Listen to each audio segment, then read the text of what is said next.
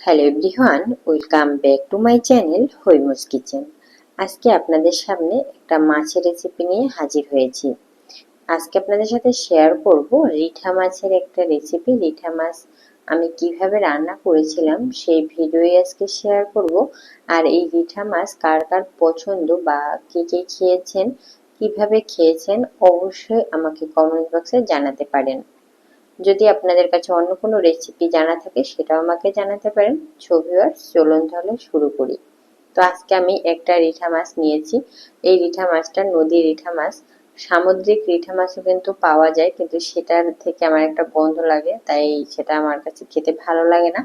এখানে আমি রিঠা মাছটাকে ভালোভাবে কেটে ধুয়ে পরিষ্কার করে নিয়েছি।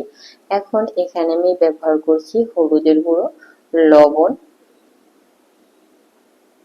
সামান্য মরিচের গুঁড়ো,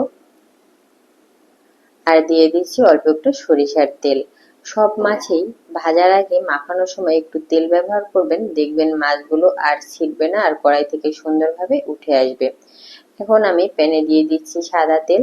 আর তেলটাকে খুব ভালোভাবে গরম করে নিতে হবে। মাছ ভাজার সময় এটাও মাথায় রাখতে হবে তেলটা যাতে ভালোভাবে গরম হয়। যখন দেখবেন তেল থেকে এভাবে ধোঁয়া উঠছে, তখন এক এক করে মাছগুলো দিয়ে দিতে হবে।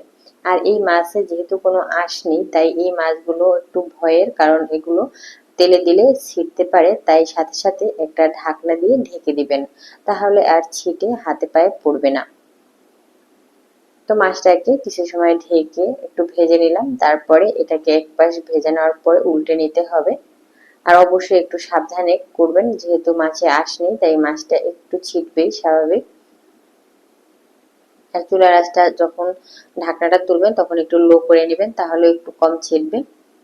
তো এই মাছটাকে বেশি সময় ভাজা যাবে না, যেহেতু মাছটা একটু শক্ত, তাই আরো বেশি ভাজি করলে তখন দেখবেন মাছটা খেতে আরো বেশি শক্ত লাগবে, তাই মাছটাকে অল্প একটু ভেজে নিয়ে তুলে নিতে হবে।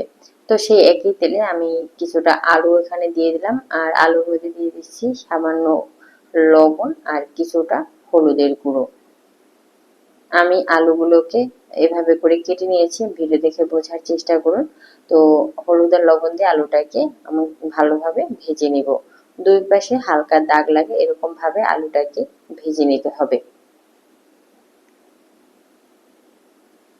তো আমার আলুগুলো প্রায় ভাজা হয়ে গেছে, দেখুন এটা কিন্তু হালকা দুই পাশে দাগ লেগেছে। আমি আলুগুলোকে একটা পাত্রে তুলে নিচ্ছি। রিঠা মাছ এক একজন এক এক রকম ভাবে রান্না করে, তো আজকে আমার মনে হলো যে আমি একটু অন্যভাবে রান্না করি, তাই আজকের এই রান্নাটা। তো এরপরে আমি একই প্যানে আরো কিছুটা তেল দিয়ে দিলাম। আজকে রান্নাটা আমি সম্পূর্ণটাই সাদা তেলে করছি, চাইলে এখানে অন্য তেল দিয়েও রান্নাটা করা যাবে।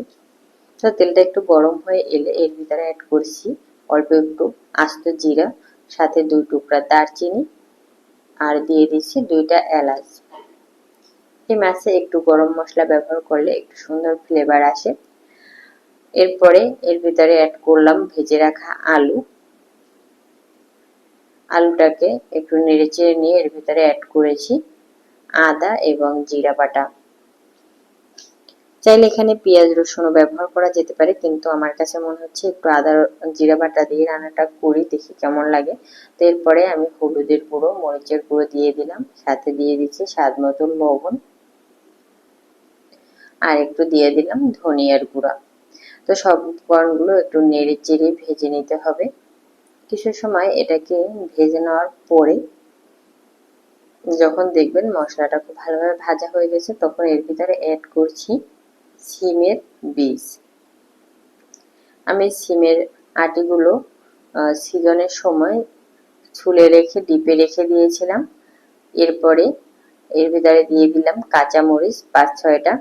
আর যখন এই সিমের বীজটা ব্যবহার করো, অবশ্যই সাথে সাথে ফ্রিজ থেকে বের করে দিয়ে দিতে হবে, কারণ এটা বের করে রাখলে কিন্তু নরম হয়ে যাবে আর দেখতেও ভালো লাগবে না।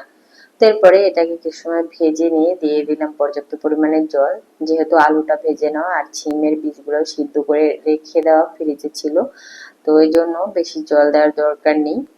যখন দেখবেন এভাবে জলটা ফুটে উঠেছে, তখন এর ভিতরে ভেজে রাখা মাছগুলো এক এক করে দিয়ে দিতে হবে।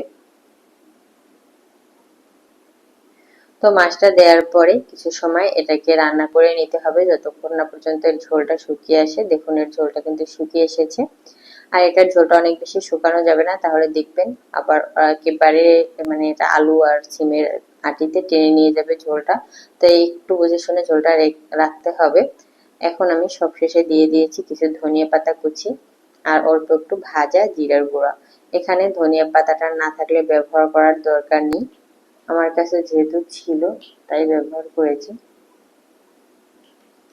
তো আমার রান্নাটা হয়ে গেছে, এখন আমি এটা একটা পাত্রে নামিয়ে নিচ্ছি।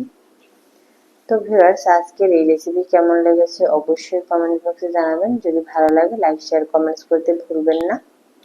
আমার চ্যানেল নতুন হয়ে থাকলে অবশ্যই আমার চ্যানেলটাকে সাবস্ক্রাইব করে নেবেন, সাথে সাথে বেল আইকনটি বাজিয়ে নেবেন যাতে করে নতুন ভিডিওর আপডেট আপনি পেয়ে যেতে পারেন। তো ভিউয়ার্স, আজকের ভিডিও এই পর্যন্তই। সবাই অনেক অনেক ভালো থাকবেন, সুস্থ থাকবেন। আবারও নতুন কোনো ভিডিও নিয়ে হাজির হয়ে যাব। তো ভিউয়ার্স, টাটা।